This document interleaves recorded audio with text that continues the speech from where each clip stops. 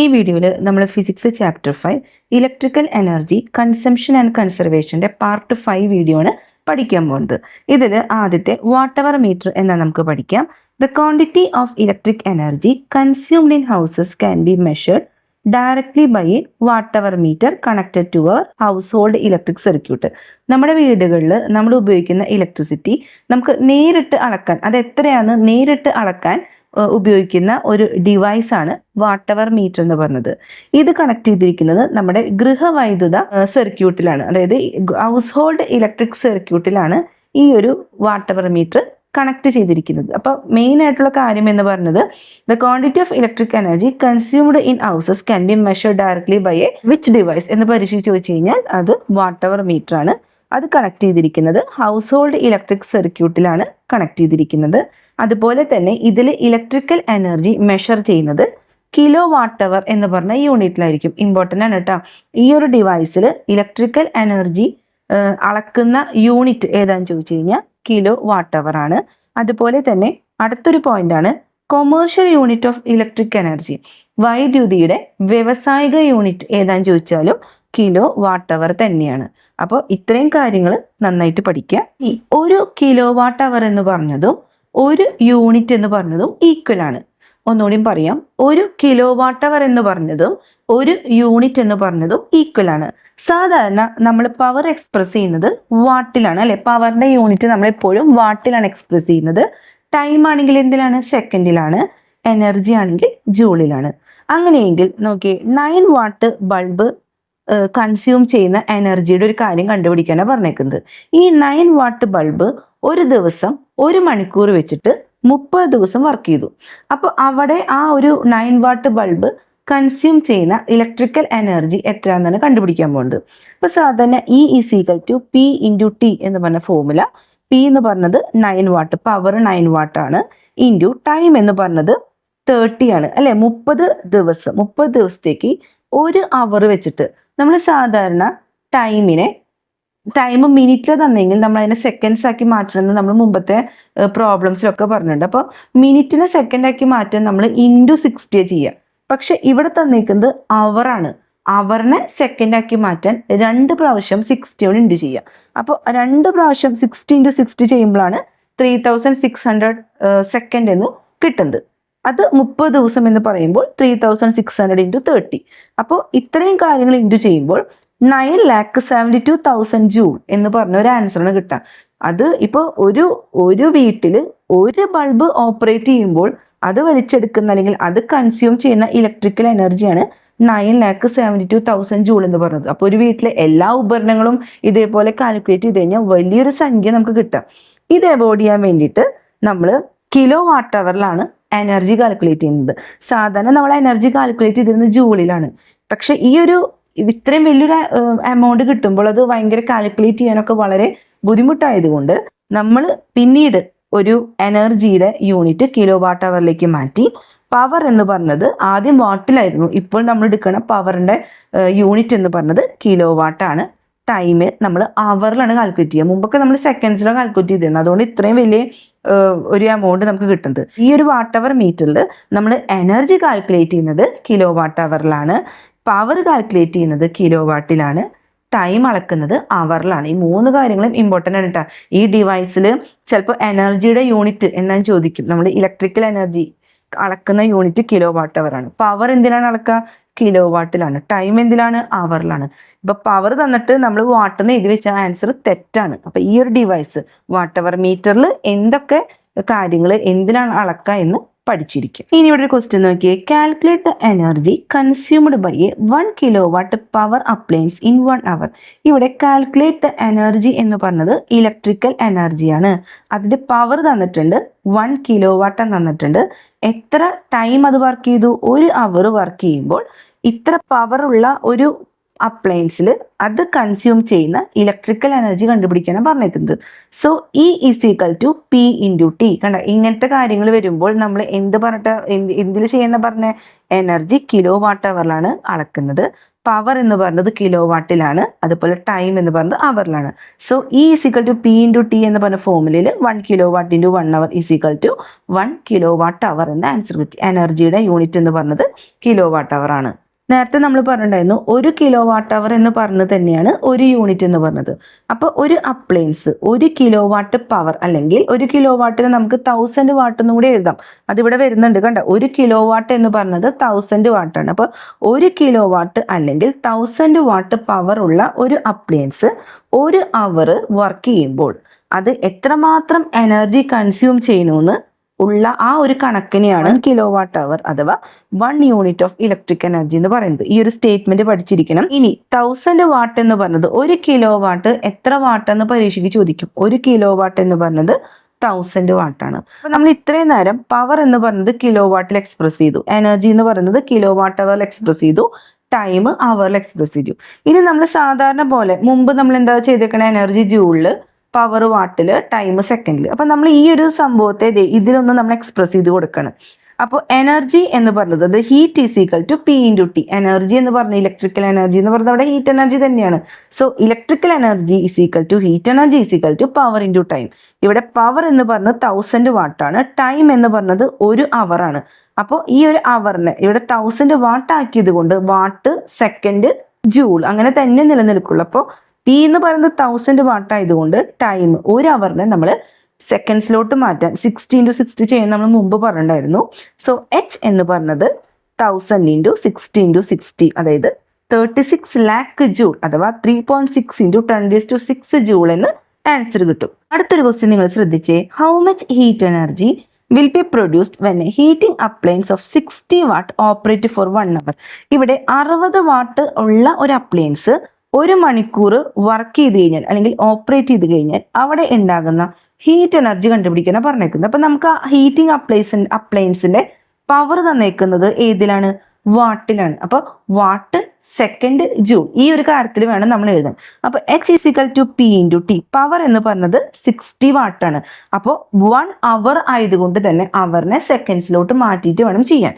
So 60 × 60 × 60 കണ്ട 1, അവിടെ ഒരു 1 അവർ ആയതുകൊണ്ട് തന്നെ ഇൻറ്റു 1 ചെയ്തു. 2 അവർ ആണെങ്കിൽ 2 × 60 × 60 ചെയ്യണം. 3 അവർ ആണെങ്കിൽ 3 × 60 × 60 ചെയ്യണം. ഇവിടെ 1 അവർ ആയതുകൊണ്ട് 60 × 1 × 60 × 60. അപ്പോൾ 60 × 60 ചെയ്യുമ്പോൾ അത് സെക്കൻഡ്സിലോട്ട് മാറും. അപ്പോൾ 2,16,000 ജൂൾ എന്ന് ആൻസർ കിട്ടും. കണ്ട, നമ്മുടെ ഹീറ്റിംഗ് അപ്ലയൻസ് ഏത് പവറിലാണോ തരുന്നത്, ഇപ്പോൾ കണ്ട 60 വാട്ട് എന്ന് പറഞ്ഞ പവറിലാണ് തന്നെങ്കിൽ നമ്മളതിനെ സെക്കൻഡ്സിലും ജൂളിലും എഴുതണം. കണ്ട, അപ്പോൾ ഹീറ്റ് എനർജി അഥവാ ഇലക്ട്രിക്കൽ എനർജിയുടെ യൂണിറ്റ് ജൂളായി. ഈ ഒരു പവർ കിലോ വാട്ടിൽ തന്നേക്കണമെങ്കിൽ അത് ടൈം അവറിലായിരിക്കണം. ഇലക്ട്രിക്കൽ എനർജി കിലോ വാട്ട് അവറിൽ തന്നെ എക്സ്പ്രസ് ചെയ്യണം. ഈ ഒരു കാര്യങ്ങൾ നിങ്ങൾ ശ്രദ്ധിച്ചാൽ മതി. ടേബിൾ കംപ്ലീറ്റ് ചെയ്യാനാണ് പറഞ്ഞേക്കുന്നത്. ഇവിടെ നോക്കി, ഒരു ഡിവൈസിൻ്റെ പവർ തന്നേക്കുന്നത് വാട്ടിലാണെങ്കിൽ നമ്മൾ എന്തൊക്കെയാണ് പറഞ്ഞേക്കുന്നത്? ടൈം സെക്കൻഡ്സിൽ വേണം എഴുതാൻ, അതുപോലെ അവിടുത്തെ ഇലക്ട്രിക്കൽ എനർജി കണ്ടുപിടിച്ച് അതിനെ യൂണിറ്റ് എഴുതുമ്പോൾ ജൂൾസിൽ വേണം എഴുതാൻ. അപ്പോൾ ആദ്യം തന്നെ ഒരു ഡിവൈസിൻ്റെ പവർ എന്ന് പറഞ്ഞത് 1000 ആണ്, ടൈം എന്ന് പറഞ്ഞത് 1 അവർ ആണ്. So E is equal to അല്ലെങ്കിൽ H is equal to P into T എന്ന് പറഞ്ഞ ഫോമുലയിൽ സബ്സ്റ്റിറ്റ്യൂട്ട് ചെയ്യുമ്പോൾ പി 1000 ആണ്, ഇൻറ്റു ടി എന്ന് പറയുമ്പോൾ 1 അവർ ആയതുകൊണ്ട് 2 പ്രാവശ്യം 60 കൊണ്ട് ഇൻറ്റു ചെയ്യണം. സോ 60 × 60 × 1. കണ്ട, ടൈം 1 ആണ്, 60 × 60 × 1 ഇവിടെ കൊടുത്തിട്ടില്ലെന്നുള്ളൂ. അപ്പോൾ 36 ലാക്ക് ജൂൾ എന്ന് ആൻസർ കിട്ടും. ഇനി ആ എനർജി നമ്മൾ കിലോ വാട്ട് അവറിലാണ് എക്സ്പ്രസ് ചെയ്യേണ്ടതെങ്കിൽ, ഇപ്പം ഇങ്ങനൊരു ക്വസ്റ്റ്യൻ തന്നിട്ട് ജൂൾ ഇവിടെ തന്നു. കണ്ട, ഇത്രയും ഇലക്ട്രിക്കൽ എനർജി, ഇത്രയും ജൂൾസ് ഓഫ് ഇലക്ട്രിക്കൽ എനർജിയാണ് അത് കൺസ്യൂം ചെയ്തേക്കുന്നത്. ഇനി ഈ ജൂളിന് പകരം കിലോ വാട്ട് അവറിൽ എക്സ്പ്രസ് ചെയ്യാൻ പറഞ്ഞു കഴിഞ്ഞാൽ പവർ ഇൻ വാട്ട് എന്ന് പറയുന്നത് 1000 ആണ്, ഡിവൈഡഡ് ബൈ 1000 ഇൻറ്റു 1 അവറാണ് തന്നേക്കുന്നതെങ്കിൽ 1 kilowatt hour is equal to 1 unit എന്ന് ആൻസർ കിട്ടും. ഇനി രണ്ടാമത്തെ നമുക്കൊന്ന് ചെയ്ത് നോക്കാം. ഇവിടെ നോക്കി, ഈ 72 ലാക്ക് എന്ന് പറഞ്ഞത് ഇവിടെ രണ്ടാമത്തേൽ 2000 ഇൻറ്റു 1 ഇൻറ്റു 60 ഇൻറ്റു 60, ഇവിടെയും 1 അവർ ആയതുകൊണ്ട് E is equal to P into T എന്ന് പറഞ്ഞ ഫോമുലയിൽ സബ്സ്റ്റിറ്റ്യൂട്ട് ചെയ്യുമ്പോൾ 72 ലാക്ക് ജൂൾ, 72 ലാക്ക് ജൂൾ എന്ന ആൻസർ കിട്ടും. ഇനി energy utilised in kilowatt hour കണ്ടുപിടിക്കാൻ പറഞ്ഞു കഴിഞ്ഞാൽ 2000 പവർ ഇൻ വാട്ട് എന്ന് പറയുന്നത് 2000 ആണ്. 2000 ഡിവൈഡ് ബൈ 1000 ഇൻറ്റു 1, അവർ എന്ന് പറയുന്നത് 1 ആയതുകൊണ്ട് 2 കിലോ വാട്ട് അവർ, അതായത് 2 യൂണിറ്റിന് ആൻസർ കിട്ടും. ഇതേപോലെ തന്നെ ഇതെല്ലാം 500നെ നോക്കി, 500 ഇൻറ്റു 60 ഇൻറ്റു 60 ചെയ്യുമ്പോൾ ഇത്രയും കിട്ടും. 500 ഇൻറ്റു 2 ഇൻറ്റു 60 ഇൻറ്റു 60, ഇവിടെ 1 അവർ ആയതുകൊണ്ട് ഇൻറ്റു 1 ചെയ്തിട്ടില്ലെന്നുള്ളൂ. 500 ഇൻറ്റു 2 ഇൻറ്റു 60 ഇൻറ്റു 60 ചെയ്യുമ്പോൾ 36 ലാക്ക് ജൂൾ എന്ന് കിട്ടും. ഇനി 500 പവർ ഇൻ വാട്ട് എന്ന് പറയുന്നത് 500 ആണ്. 500 ഡിവൈഡ് ബൈ 1000 ഇൻറ്റു 2 അവർ എന്ന് പറയുമ്പോൾ 1 യൂണിറ്റ് കിട്ടും. ഇതേപോലെ തന്നെ എല്ലാം ഒരു കാര്യം ഞാനിവിടെ ചെയ്ത് കാട്ടിയതേ ഉള്ളൂ. അപ്പോൾ ഒരു ജൂളിൽ നമുക്ക് എനർജി തന്നു കഴിഞ്ഞാൽ അത് എങ്ങനെ കിലോ വാട്ട് അവർ യൂണിറ്റിൽ എക്സ്പ്രസ് ചെയ്യാന്ന് ചോദിച്ചു കഴിഞ്ഞാൽ ഈ ഒരു formula power in watt divide by 1000 into hour എന്ന് പറഞ്ഞ ഈ ഫോമുല കാണാപ്പാടം പഠിച്ചിരിക്കുക. Calculate the electric energy consumed. ഇവിടുത്തെ ഇലക്ട്രിക്കൽ എനർജി കണ്ടുപിടിക്കാനാണ് പറഞ്ഞേക്കുന്നത്. 2 ഡിവൈസ് നമുക്ക് തന്നിട്ടുണ്ട്. ഒന്ന് 500 വാട്ടുള്ള ഗ്രൈൻഡറും അതുപോലെ തന്നെ 600 വാട്ടുള്ള ഇലക്ട്രിക് അയണും. ഇത് രണ്ടും 2 അവേഴ്സ് ഓപ്പറേറ്റ് ചെയ്തു അല്ലെങ്കിൽ വർക്ക് ചെയ്തു. അപ്പോൾ അവിടെ ഉണ്ടാകുന്ന ഇലക്ട്രിക്കൽ എനർജി അല്ലെങ്കിൽ അവിടെ അത് ഉപയോഗിക്കുന്ന ഇലക്ട്രിക്കൽ എനർജി കണ്ടുപിടിക്കാനാണ് പറഞ്ഞേക്കുന്നത്. അപ്പോൾ നമുക്കത് എങ്ങനെ ചെയ്യാം? ഇവിടെ 2 എണ്ണത്തിൻ്റെ പവർ കൂട്ടാം. അതായത് 500 വാട്ടുള്ള ഗ്രൈൻഡറും 600 വാട്ടുള്ള ഇലക്ട്രിക് അയണും. ടോട്ടൽ പവർ എന്ന് പറഞ്ഞത് 1100 വാട്ടാണ്. ടൈം 2 അവറാണ് അത് ഓപ്പറേറ്റ് ചെയ്തത്. അപ്പോൾ നമ്മൾ നേരത്തെ ഒരു ഫോമുല പഠിച്ചിട്ടുണ്ടായിരുന്നു. കിലോ വാട്ട് അവറിൽ നമ്മൾ ഇലക്ട്രിക്കൽ എനർജി എക്സ്പ്രസ് ചെയ്യാനുള്ള ഒരു formula power in watt into time in hour divide by 1000. ഇതിൽ നമ്മൾ സബ്സ്റ്റിറ്റ്യൂട്ട് ചെയ്യുക. പവർ ഇൻ വാട്ട് എന്ന് പറയുമ്പോൾ ടോട്ടൽ പവർ 1100 വാട്ട്. 2 ഡിവൈസ് ആണെങ്കിൽ 2 ഡിവൈസിന്റെ ടോട്ടൽ പവർ, 3 ഡിവൈസ് തന്നില്ലെങ്കിൽ 3 ഡിവൈസിന്റെ ടോട്ടൽ പവർ ഇൻറ്റു ടൈം എന്ന് പറയുന്നത് 2 അവറാണ് ഇവർ ഓപ്പറേറ്റ് ചെയ്തത്. അപ്പോൾ 2 hour divide by 1000 is equal to 2.2 kilowatt hour, അല്ലെങ്കിൽ കിലോ വാട്ട് അവറിനെ നമുക്ക് എന്തു എഴുതാം? യൂണിറ്റ്. 2.2 യൂണിറ്റ് എന്ന് എഴുതാം. 1 കിലോ വാട്ട് അവർ തന്നെയാണ് ഒരു യൂണിറ്റ് എന്ന് പറയുന്നത്. അപ്പോൾ 2.2 കിലോ വാട്ട് അവർ എത്ര യൂണിറ്റ് ആണ്? 2.2 യൂണിറ്റ്. അടുത്തത് TOD ബില്ലിംഗ് അഥവാ ടൈം ഓഫ് ദ ഡേ ബില്ലിങ്ങിനെ കുറിച്ച് നമുക്ക് പഠിക്കാം. TOD billing is an innovative billing system introduced by KCB to control the electricity consumption during peak hours. അതായത് പീക്ക് അവർ എന്ന് പറഞ്ഞത് വൈകുന്നേരം 6 മണി മുതൽ രാത്രി 10 മണി വരെയുള്ള സമയമാണ് പീക്ക് അവർ എന്നതുകൊണ്ട് ഉദ്ദേശിക്കുന്നത്. ഈ സമയത്ത് നമ്മളിപ്പോൾ എന്തെങ്കിലും ഇലക്ട്രിക്കൽ ഡിവൈസ് ഓൺ ചെയ്ത് കഴിഞ്ഞാൽ ആ ഇലക്ട്രിക്കൽ ഡിവൈസ് ഉപയോഗിക്കുന്ന ഇലക്ട്രിക്കൽ എനർജി വളരെ കൂടുതലായിരിക്കും. അപ്പോൾ ആ സമയത്തായിരിക്കും നമുക്ക് ഏറ്റവും കൂടുതൽ ഇലക്ട്രിസിറ്റി ബില്ല് കിട്ടുക. അപ്പോൾ ഈ ഒരു സമയത്താണ് പീക്ക് അവേഴ്സ് എന്ന് പറയുന്നത്. ആ സമയത്തെ ഇലക്ട്രിസിറ്റിയുടെ ഉപയോഗം കുറയ്ക്കാൻ വേണ്ടിയിട്ട് KCB ഇൻട്രൊഡ്യൂസ് ചെയ്ത ഒരു ബില്ലിംഗ് സിസ്റ്റമാണ് TOD billing system, time of the day billing എന്ന് പറയുന്ന ആ ഒരു സിസ്റ്റം. അക്കോർഡിംഗ് ടു ദിസ് ഒരു ഡേനെ 3 ടൈം സോൺ ആക്കി തിരിച്ചിട്ടുണ്ട്. ഒരു എനർജി കാൽക്കുലേറ്റ് ചെയ്യാൻ വേണ്ടിയിട്ട്, ഇലക്ട്രിക്കൽ എനർജി കാൽക്കുലേറ്റ് ചെയ്യാൻ വേണ്ടിയിട്ട് ഒരു ഡേനെ 3 ടൈം സോൺ ആക്കി തിരിച്ചിട്ടുണ്ട്. രാവിലെ 6 മണി മുതൽ വൈകുന്നേരം 6 മണി വരെ 6 AM to 6 PM എന്ന് പറഞ്ഞ ഇത്രയും സമയത്ത് ബില്ലിംഗ് റേറ്റ് എന്ന് പറഞ്ഞത് വളരെ മിനിമം ആയിരിക്കും. അതായത് ആ സമയത്ത് നമ്മൾ വല്ല ഇലക്ട്രിക്കൽ ഡിവൈസ് ഓൺ ചെയ്ത് കഴിഞ്ഞാൽ അത് കൺസ്യൂം ചെയ്യുന്ന ഇലക്ട്രിക്കൽ എനർജി വളരെ കുറവായിരിക്കും. അതുകൊണ്ട് തന്നെ ഇലക്ട്രിസിറ്റി ബില്ലും വളരെ കുറവായിരിക്കും. എന്നാൽ time zone from 6 PM to 10 PM കണ്ട, വൈകുന്നേരം 6 മണി മുതൽ രാത്രി 10 മണി വരെയുള്ള സമയമാണ് പീക്ക് ടൈം എന്ന് പറഞ്ഞത്. അതായത് ഹയസ്റ്റ് ചാർജ് ഒന്നും അവിടെ ഉണ്ടാവാം. ആ സമയത്ത് നമ്മൾ മിക്സി ഓപ്പറേറ്റ് ചെയ്യുക അല്ലെങ്കിൽ ഇലക്ട്രിക് അയൺ ഉപയോഗിക്കുകയൊക്കെ ചെയ്ത് കഴിഞ്ഞ് കഴിഞ്ഞാൽ വളരെ കൂടുതൽ ഇലക്ട്രിക്കൽ എനർജി അത് കൺസ്യൂം ചെയ്യും. അത് ഫലമായിട്ട് വളരെ കൂടുതൽ ഇലക്ട്രിസിറ്റി ബില്ല് നമുക്ക് ചാർജ് ചെയ്ത് തരും. ഇനി രാത്രി 10 മണി മുതൽ രാവിലെ 6 മണി വരെയുള്ള സമയം എന്ന് പറഞ്ഞത് നോർമൽ ചാർജ് ആയിരിക്കും. അപ്പോൾ ഈ ഒരു സമയത്ത് പീക്ക് ടൈമിൻ്റെ സമയത്ത് നമ്മൾ നമ്മുടെ ഉപയോഗം, ഇലക്ട്രിക്കൽ ഡിവൈസിൻ്റെ ഉപയോഗം വളരെ കുറച്ച് കഴിഞ്ഞ് കഴിഞ്ഞാൽ ചാർജും അതിനനുസരിച്ച് നമുക്ക് കുറയ്ക്കാൻ പറ്റും. അപ്പോൾ ഏറ്റവും കുറവുള്ള ആ ഒരു സമയം എന്ന് പറയുന്നത് കണ്ട 6 AM to 6 PM ആണ്. ബില്ലിംഗ് റേറ്റ് എന്ന് പറയുന്നത് വളരെ മിനിമം ആയിരിക്കും.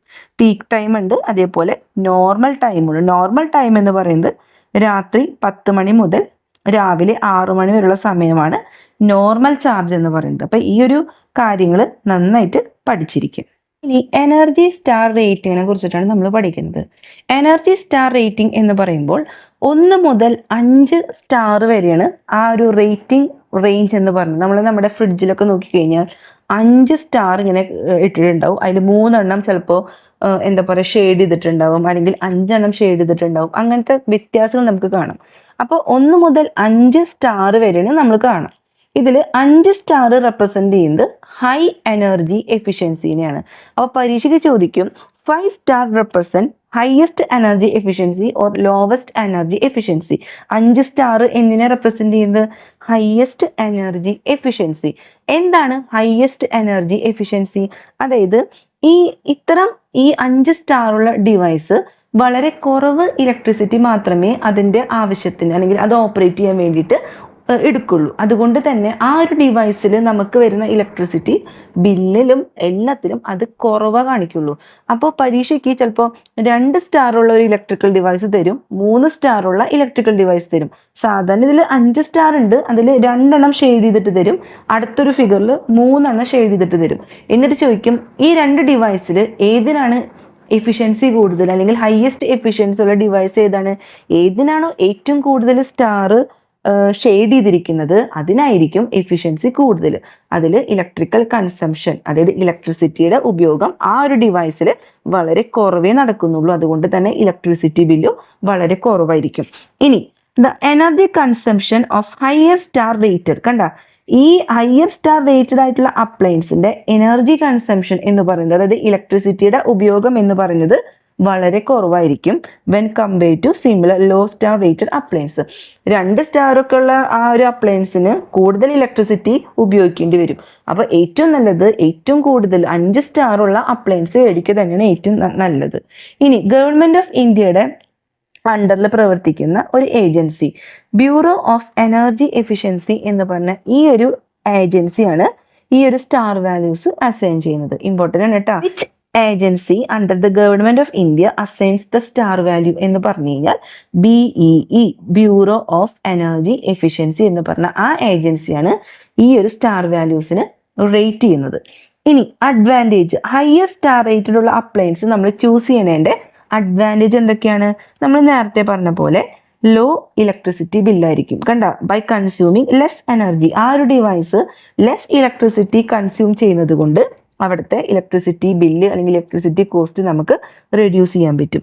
അതുപോലെ തന്നെ എൻവയൺമെന്റൽ impact, the energy efficient appliances help to reduce greenhouse gas എന്നൊക്കെ പറയുന്ന സംഭവം ഉണ്ടല്ലോ, carbon dioxide, methane, nitrous oxide, CFC എന്നൊക്കെ പറഞ്ഞ സംഭവങ്ങൾ ഈ ഹയർ റേറ്റഡ് സ്റ്റാർ റേറ്റഡ് ഉള്ള അപ്ലയൻസിൽ വളരെ കുറവായിരിക്കും. അല്ലെങ്കിൽ ചെറിയ സ്റ്റാർ റേറ്റഡ് ആയിട്ടുള്ള അപ്ലയൻസ് മേടിക്കുകയാണെങ്കിൽ ഈ ഒരു ഗ്രീൻ ഹൗസ് ഗ്യാസസിന്റെ എമിഷൻ, അതിലൂടെ വരുന്ന ആ പുറത്തേക്ക് വിടുന്ന ഈ ഒരു ഗ്രീൻ ഹൗസ് ഗ്യാസസിന്റെ എഫക്റ്റ് വളരെ കൂടുതലായിരിക്കും. അത് എൻവയൺമെന്റൽ പൊല്യൂഷന് കാരണമാകും.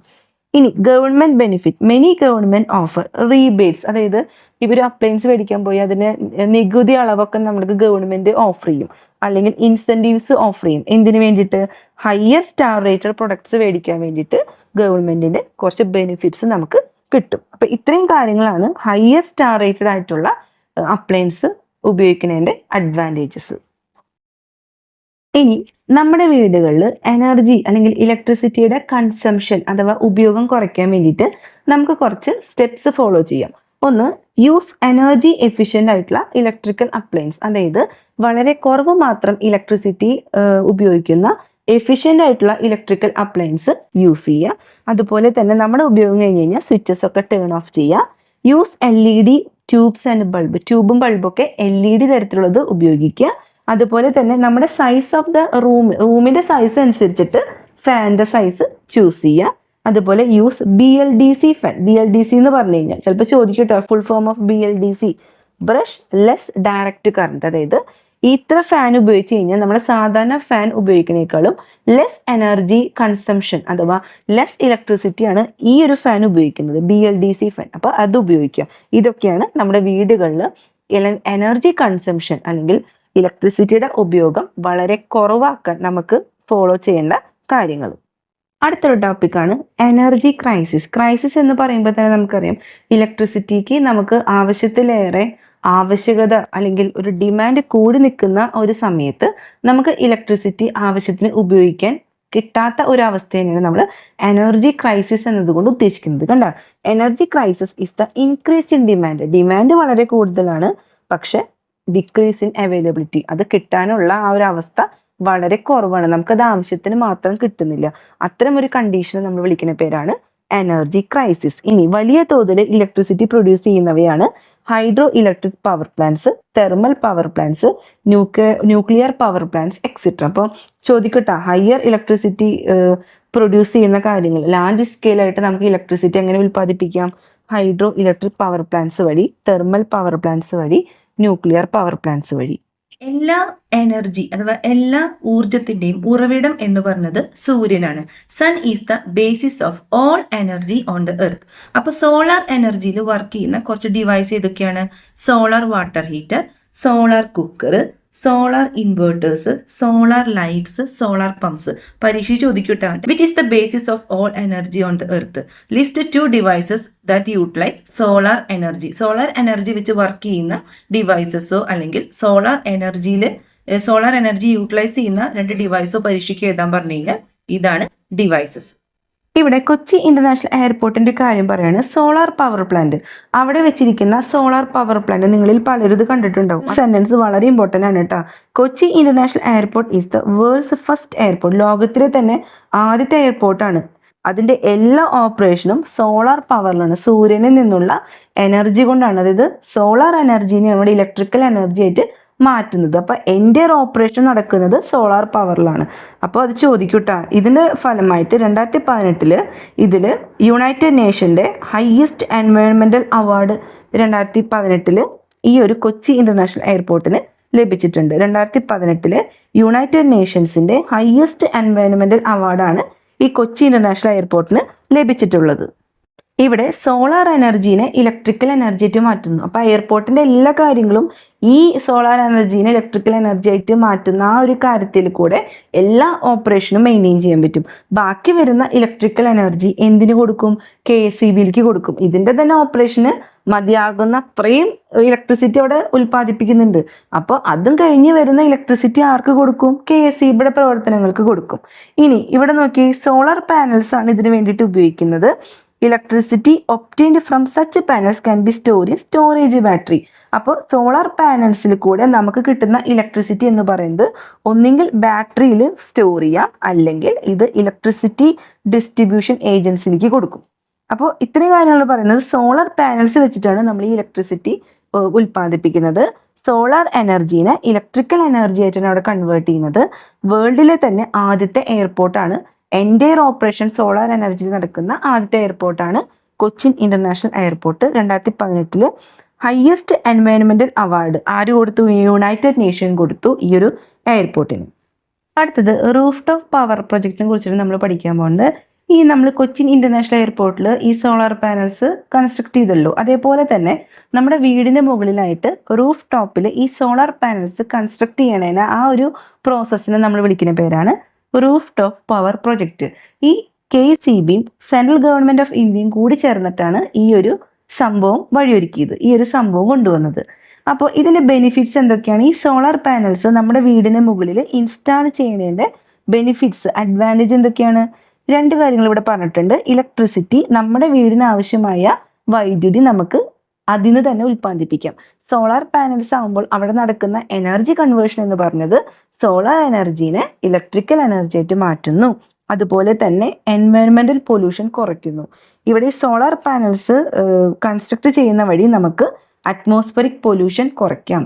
അല്ലെങ്കിൽ ഒരുപാട് ഗ്രീൻ ഹൗസ് ഗ്യാസസ് എന്ന് പറഞ്ഞ ഗ്യാസ് നിങ്ങൾക്ക് അറിയാമല്ലോ, carbon dioxide, methane, nitrous oxide, fluorocarbon എന്ന് പറഞ്ഞ ഈ ഗ്രീൻ ഹൗസ് ഗ്യാസസിന്റെ എമിഷൻ, അറ്റ്മോസ്ഫിയറിലേക്കുള്ള ആ ഒരു റിലീസ് വളരെ കൂടുതലായിരിക്കും. ഇത് ഗ്ലോബൽ വാർമിങ്ങിന് ഇടവരുത്തും. അപ്പോൾ ഈ ഒരു സോളാർ പാനൽസ് കൺസ്ട്രക്ട് ചെയ്യുന്നത് മൂലം നമുക്ക് എൻവയോൺമെന്റൽ പൊല്യൂഷൻസ് കുറയ്ക്കാം. അടുത്ത് നമ്മൾ കാർബൺ ഫുട് പ്രിന്റ് എന്നാണ് പഠിക്കാൻ പോകുന്നത്. ഈ ഗ്രീൻ ഹൗസ് ഗ്യാസസ് എന്തൊക്കെ നമ്മൾ പഠിച്ചു. ഏതൊക്കെയാണ്? Carbon dioxide, methane, water vapour, nitrous oxide, ozone, CFC എന്നറിയപ്പെടുന്ന ക്ലോറോ ഫ്ലൂറോ കാർബൺ. ഇതൊക്കെയാണ് ഗ്രീൻ ഹൗസ് ഗ്യാസസിൽ വരുന്നത്. ഈ ഗ്രീൻ ഹൗസ് ഗ്യാസസ് വളരെയധികം അറ്റ്മോസ്ഫിയറിലേക്ക് പോയി കഴിഞ്ഞാൽ അത് ഗ്ലോബൽ വാർമിംഗ് അഥവാ എൻവയറമെന്റൽ പൊല്യൂഷന് കാരണമാവും. അപ്പോൾ ഈ ഡയറക്റ്റ്ലിയോ ഇൻഡയറക്റ്റ്ലിയോ ഈ ഗ്രീൻ ഹൗസ് ഗ്യാസസ് ഇൻഡിവിജ്വൽസിൽ നിന്ന്, ഫാമിലീസിൽ നിന്ന്, ഓർഗനൈസേഷനിൽ നിന്ന്, ഇവൻസിൽ നിന്ന്, സർവീസിൽ നിന്ന്, പ്രൊഡക്റ്റിൽ നിന്നൊക്കെ അറ്റ്മോസ്ഫിയറിലേക്ക് പോകുന്നുണ്ട്. അപ്പോൾ ടോട്ടൽ കാർബൺ ഡൈ ഓക്സൈഡിനെ ഈ ഒരു മെഷർമെന്റ്, ഇതൊക്കെ കാർബൺ ഡൈ ഓക്സൈഡ് ആയിട്ടാണ് പുറത്തേക്ക് പോകുന്നത്. അപ്പോൾ ആ ഒരു എമിഷനെ ടോട്ടലി നമ്മൾ വിളിക്കുന്ന ഒരു പേരാണ് carbon footprint. The quantity of such emitted greenhouse gases converted and express. ഇത് മൊത്തം ഈ ഒരു ഗ്രീൻ ഹൗസ് ഗ്യാസ് എക്സ്പ്രസ് ചെയ്യുന്നത് കാർബൺ ഡൈ ഓക്സൈഡിന്റെ മെഷർമെന്റിലാണ്. അപ്പോൾ ആ ഒരു മൊത്തം ഗ്യാസസിന്റെ അളവിനെ നമ്മൾ വിളിക്കുന്ന പേരാണ് കാർബൺ ഫുട് പ്രിന്റ്. ഈ ഒരു സംഭവം കുറയ്ക്കാൻ വേണ്ടിയിട്ട്, ഈ ഗ്രീൻ ഹൗസ് ഗ്യാസസിന്റെ എമിഷൻ കുറയ്ക്കാൻ വേണ്ടിയിട്ട്, അല്ലെങ്കിൽ കാർബൺ ഫുട് പ്രിന്റ് കുറയ്ക്കാൻ വേണ്ടിയിട്ട്, അല്ലെങ്കിൽ കാർബൺ ഡൈ ഓക്സൈഡിന്റെ മെഷർമെന്റ് കുറയ്ക്കാൻ വേണ്ടിയിട്ട് നമുക്ക് കുറച്ച് കാര്യങ്ങൾ ചെയ്യാം. പരീക്ഷയ്ക്ക് ചോദിക്കട്ടെ അത് എന്തൊക്കെ കാര്യങ്ങളാണെന്ന് നമുക്ക് നോക്കാം. Reduce domestic energy consumption. വീടുകളിൽ ഇൻഡിവിജ്വൽ ആയിട്ട് നമ്മൾ ഉപയോഗിക്കുന്ന ഇലക്ട്രിസിറ്റിയുടെ ആ ഒരു കൺസംഷൻ അല്ലെങ്കിൽ ഉപയോഗം കുറയ്ക്കുക. വേസ്റ്റിംഗ് ഫുഡ് വേസ്റ്റ് ചെയ്യുന്നത് കുറയ്ക്കുക. പബ്ലിക് ട്രാൻസ്പോർട്ട് യൂസ് ചെയ്യുക. പിന്നെ റീയൂസബിൾ ആയിട്ടുള്ള പ്രൊഡക്റ്റ് ഉണ്ടല്ലോ, ഒന്ന് കളഞ്ഞാൽ പിന്നെ നമുക്കത് ഉപയോഗിക്കാൻ പറ്റാത്ത രീതിയിലുള്ള പ്രൊഡക്റ്റ് അല്ല, വീണ്ടും വീണ്ടും ഉപയോഗിക്കാൻ പറ്റുന്ന പ്രൊഡക്ട്സ് നമ്മൾ ഉപയോഗിക്കുക. അങ്ങനെ അതിൻ്റെ വേസ്റ്റ് കുറയ്ക്കുക.